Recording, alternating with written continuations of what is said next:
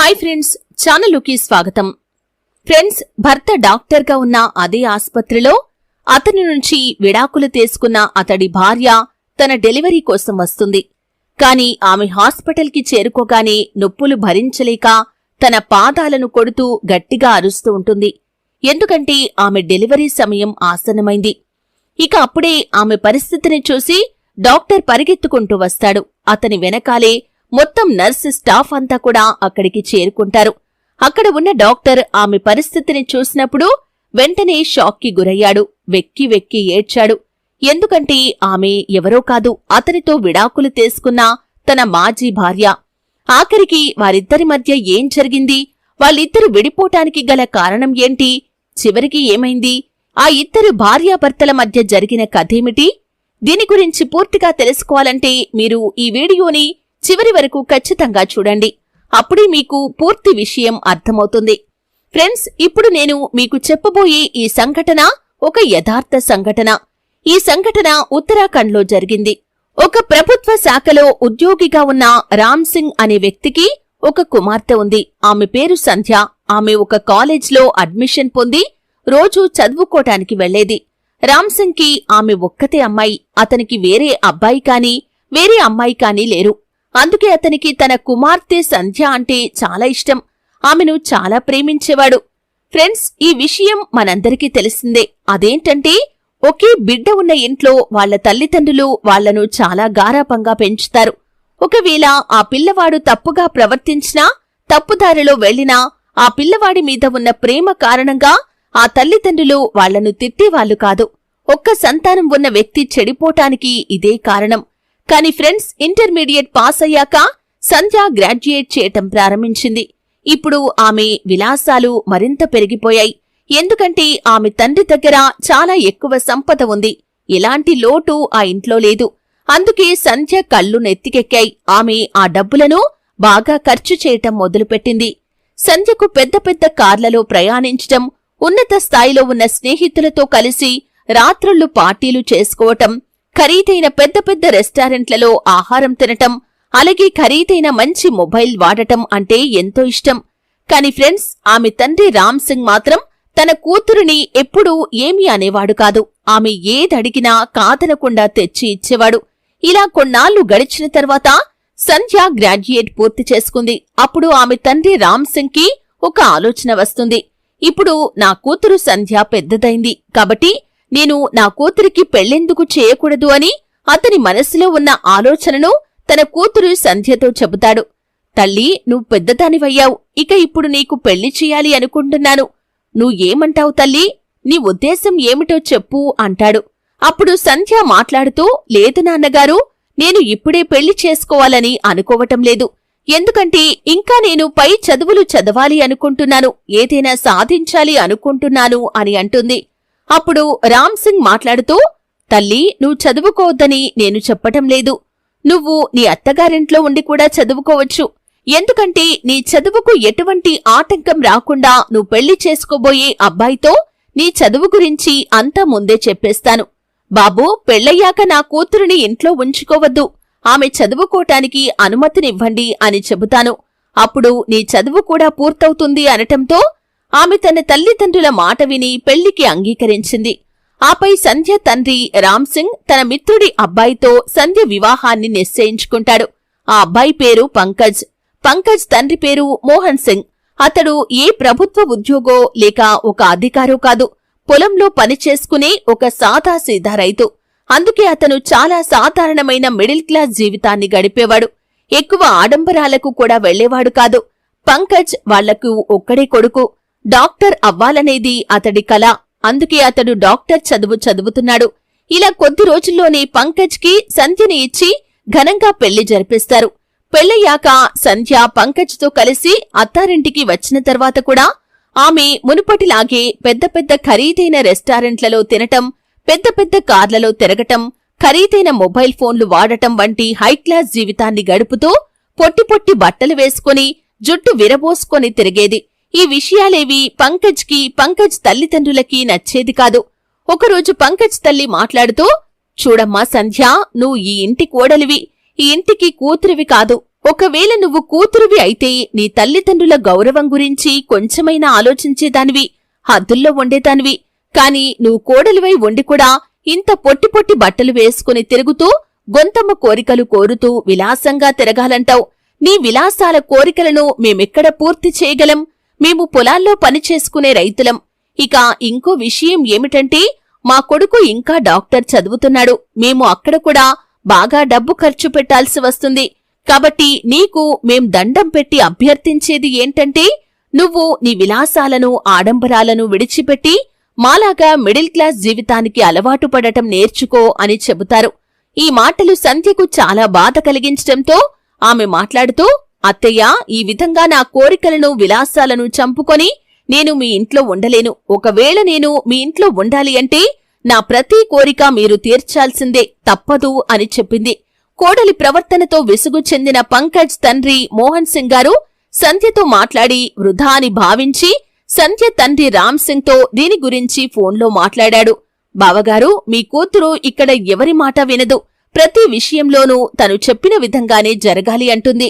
తను ఇక్కడ పొట్టి పొట్టి బట్టలు వేసుకుంటుంది, విలాసంగా తిరగాలి అంటుంది అని ఆమె తండ్రికి చెప్పాడు. అప్పుడు అక్కడ్నుంచి రామ్ సింగ్ కూడా, చూడండి బావగారు, నాకు ఒక్కర్తే కూతురు కావటంతో చాలా గారభంగా పెంచాము. కాబట్టి మీరు నా కూతుర్ని బాధ పెట్టకండి. ఆమె అభిరుచులు మరియు డిమాండ్లు ఏమైనా ఉంటే వాటిని మీరు తప్పకుండా పూర్తి చేయాల్సి ఉంటుంది.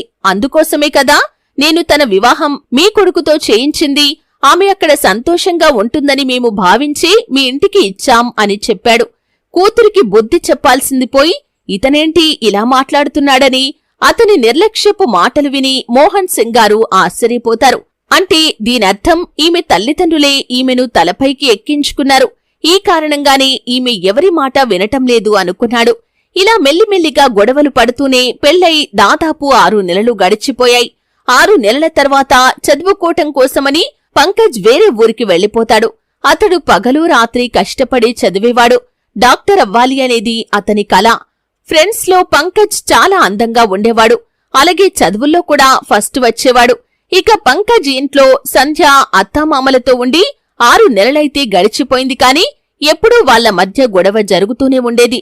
నువ్వు ఇలాంటి దుస్తులు ధరించవద్దు, ఇలా తినొద్దు, అలాంటి ప్రదేశాలకు వెళ్లొద్దు అని నిరంతరం ఇలాంటి మాటలు అంటూ ఉండేవారు. సంధ్య ఫోన్లు ఎక్కువగా మాట్లాడటం పంకజ్ తల్లిదండ్రులకి అస్సలు నచ్చేది కాదు. వాళ్లు ఎప్పుడూ ఈ విషయాలకు అడ్డు తగులుతూనే ఉండేవారు. ఈ విషయం గురించి సంధ్య ఎప్పుడూ తన అత్తామామలతో గొడవకు దిగేది. నా కోరికలను తీర్చండి, ఖరీదైన కార్లో నన్ను లాంగ్ డ్రైవ్ కి తీసుకెళ్లండి అంటూ చదువుకోటానికి వేరే నగరానికి వెళ్లిన తన భర్త అయిన పంకజ్ తో ఎప్పుడూ గొడవ పడుతూనే ఉండేది. కాని పంకజ్ మాత్రం ఆమెను ఎక్కడికి తీసుకుని వెళ్లేవాడు కాదు. ఆమె పెద్ద పెద్ద కోరికలు కూడా తీర్చేవాడు కాదు. పంకజ్ సంధ్యతో మాట్లాడుతూ, మా ఇంట్లో మా తల్లిదండ్రులు ఎలా జీవిస్తున్నారో మరియు అందరూ ఎలా జీవిస్తున్నారో అలాగే నువ్వు కూడా మేమందరం ఉన్నట్లుగానే మా ఇంట్లో ఉండాల్సి ఉంటుంది అన్నాడు. ఇక అందరిలాగా సాధారణమైన జీవితాన్ని గడపటానికి సంధ్య సిద్ధంగా లేదు. ఆమె ఎప్పుడూ కూడా తన ఉన్నతమైన కోరికలను నెరవేర్చుకోవటానికి ప్రయత్నించేది. ఆమె డబ్బును నీళ్లలా ఖర్చు చేసేది. ఇంట్లో ఉండే ప్రతి వస్తువుతో, ప్రతి మనిషితో తనకు సమస్యే. ఇలా ఎప్పుడూ వారిద్దరి మధ్య ఈ విషయం గురించి గొడవలు జరుగుతూనే ఉండేవి. కాని 6 నెలలు గడిచేసరికి సంధ్యకు తెలిసింది ఏమిటంటే, తాను గర్భవతిని అయ్యానని తెలుసుకుంది. ఆమె గర్భవతి అవ్వగానే తన తండ్రితో ఫోన్ చేసి ఇలా చెబుతుంది, నాన్నగారు, ఇకపై నేను ఈ ఇంట్లో ఒక్క క్షణం కూడా ఉండలేను. ఎందుకంటే ఇక్కడ పరిస్థితులు మనకు సరిపోవు. ఈ వ్యక్తులు మన తాహతుకు తగ్గవారు కాదు. నువ్వు నా పెళ్లిని ఆకలితో అలమటిస్తున్న దరిద్రులతో చేశావు. వీళ్లు నాకు ఎలాంటి విలువ ఇవ్వటం లేదు, నా కోరికలేవీ తీర్చటం లేదు అని చెప్పింది. అప్పుడు సంధ్యను రామ్ సింగ్ గారు వచ్చి తన కూతుర్ని తన ఇంటికి తీసుకుని వెళ్లి, తల్లి, నువ్వు చింతించకు, వాళ్లు నీకు అలవాటు పడటానికి కొంత సమయం పడుతుంది. కొద్ది రోజుల తర్వాత వాళ్లే నిన్ను అర్థం చేసుకోవటం ప్రారంభిస్తారు. ఆపై నీ జీవితం చక్కగా సాగుతుంది అంటూ ఆమె చేసే తప్పులను చెప్పకుండా ఆమెను ప్రోత్సహిస్తూ ఉండటంతో ఈ విధంగా ఆమె తన పుట్టింట్లో నివసించటం ప్రారంభించింది. ఆమె తన తల్లిదండ్రుల ఇంట్లో తన అభిరుచికి, తన విలాసాలకు తగ్గట్లు నివసించటం ప్రారంభించినప్పుడు ఆమె జీవితం మళ్లీ చక్కగా సాగుతుంది. ఆమె తన అలవాట్లను మార్చుకోలేకపోయింది. అందుకే మళ్లీ ఆమె అబ్బాయిలతో బయట తిరగటానికి వెళ్లేది. తనకు పెళ్లయిందన్న విషయం కూడా సంధ్య మర్చిపోయింది. రాత్రులు అక్కడే గడపటం, అత్యాధునిక రెస్టారెంట్లలో తినటం, కార్లల్లో తిరగటం, నిత్యం ప్రయాణాలు చేయటం వంటివి చేసేది. అబ్బాయిలతో కలిసి చిన్న చిన్న బట్టలు వేసుకుని తిరగటమే ఆమె జీవితం.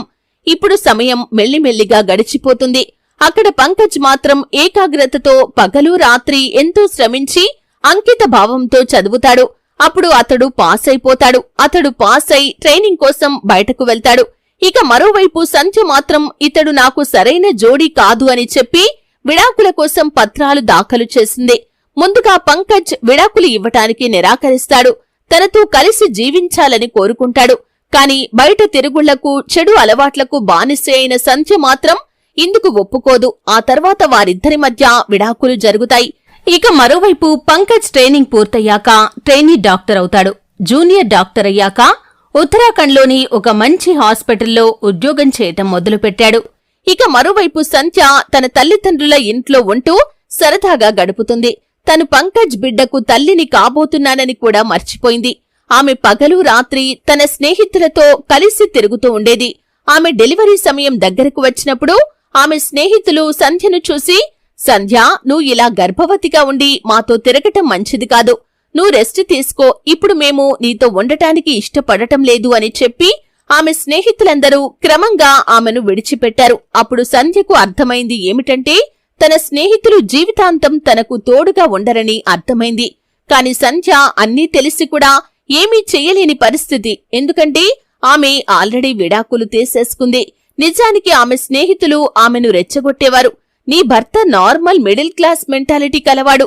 అతను నిన్ను ఎక్కడికి తీసుకుని వెళ్లడు. నిన్ను జీవితాంతం ఇంట్లో ఉంచి బంధిస్తాడు. నిన్ను ఎక్కడికి వెళ్లనివ్వడు. నిన్ను ఎంజాయ్ చెయ్యనివ్వడు అని చెప్పేవారు. వాళ్ల మాటల్లో పడి సంధ్య కూడా తన భర్తతో విడాకులు తీసుకుంది.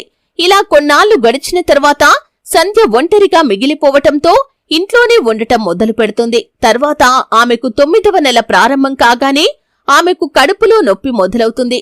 అప్పుడు అక్కడ ఉన్న ఆమె తండ్రి వెంటనే అంబులెన్స్ కి కాల్ చేశాడు. వెంటనే ఆమెను హాస్పిటల్ కి తీసుకుని వెళ్తాడు. అక్కడ ఆమె అరుస్తూ మెలికలు తిరుగుతూ నొప్పితో విలవిలలాడుతుంది. దాంతో ఆమె అరుపులు విన్న హాస్పిటల్లోని సిబ్బంది మొత్తం అక్కడికి వచ్చి అసలేం జరిగింది, ఒక మహిళ ఇంతలా ఎందుకు అరుస్తుంది అని చూస్తారు. అలాగే పంకజ్ కూడా ఎవరీ మహిళ ఇంతలా అరుస్తూ ఏడుస్తుందేమిటి అని పరుగులు తీశాడు. అతను పరిగెత్తికొచ్చి చూసేసరికి ఒక రోగి చాలా దారుణమైన స్థితిలో వచ్చి ఉంటుంది. చాలా బాధతో గట్టిగా అలమటిస్తూ ఉంటుంది. ఆ పేషెంట్ ఇంకెవరో కాదు, తన భార్య సంధ్య. ఆమెను చూసిన వెంటనే పంకజ్ షాక్ కి గురవుతాడు. సడన్ గా అతని కళ్లల్లో నీళ్లు తిరిగాయి. తన భార్య సంధ్య చాలా దారుణంగా అరుస్తూ ఉండటంతో పంకజ్ నర్సు స్టాఫ్ అందరినీ పిలిచి, మీరు వెంటనే డెలివరీ వార్డుకి వెళ్లి ఆపరేషన్ కి అవసరమైన అన్ని ఏర్పాట్లు సిద్ధం చేసి ఉంచండి అని చెప్పి ఆమెను వెంటనే అక్కడ్నుంచి డెలివరీ వార్డుకి తీసుకెళ్తారు. అక్కడ ఉండే లేడీ డాక్టర్ ఒకరు, ఈ అమ్మాయి చాలా బలహీనంగా ఉంది. తనకు చాలా రక్తం అవసరం ఉంటుంది. ఆ రక్తంతోనే తన డెలివరీకి ఆస్కారం ఉంటుంది అని చెప్పింది.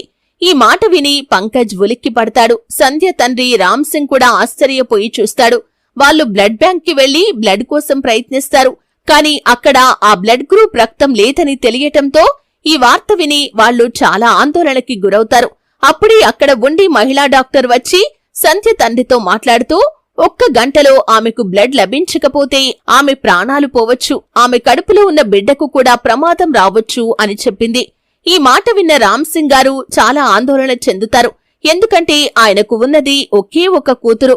అప్పుడు డాక్టర్ పంకజ్ మాట్లాడుతూ, మేడం, ఈమెకు కావలసిన రక్తం కోసం ఎంతో ప్రయత్నించాం. కాని ఎక్కడా దొరకటం లేదు. కాబట్టి మీరు నా రక్తం తీసుకోండి, నాది కూడా అదే బ్లడ్ గ్రూప్ అనటంతో మహిళా డాక్టర్ ఎవరైతే ఉన్నారో ఆమె సరే మీ ఇష్టం అని చెబుతుంది. వెంటనే పంకజ్ ని సంధ్య పక్క బెడ్ మీద పడుకోబెట్టి అతని నుంచి ఒక బాటిల్లో రక్తం తీసి సంధ్యకు ఎక్కిస్తారు. తర్వాత ఆమెకు మంచి ట్రీట్మెంట్ జరిగింది. ఆమె డెలివరీ అయిపోయింది. ఆమెకు పండంటి కొడుకు జన్మిస్తాడు. పంకజ్ ఆమెకు రక్తమిచ్చిన తర్వాత ఆయన క్యాబిన్లోకి వెళ్లిపోతాడు. తన పనిలో నిమగ్నమైపోతాడు. ఇలా 2-3 గంటలు గడిచిన తర్వాత సాయంత్రం సమయంలో సంధ్యకు మెలకువ వస్తుంది. ఆమెకు మెలకువ వచ్చి పక్కనే ఉన్న తన కొడుకును చూసి ఎంతో సంతోషిస్తుంది. ఆమెకు పుట్టిన పిల్లవాడు చాలా అందంగా ఉంటాడు. చూడటానికి పంకజ్ లాగే ఉంటాడు. ఇక ఆమెకు మెలకువ రాగానే లేడీ డాక్టర్ కూడా ఆమెకు శుభాకాంక్షలు తెలుపుతుంది. అప్పుడు సంధ్య డాక్టర్తో మాట్లాడుతూ, మీకు చాలా ధన్యవాదాలు మేడం. మీరు లేకపోతే నా ప్రాణాలు, నా పిల్లవాడి ప్రాణాలు గాల్లో కలిసిపోయేవి.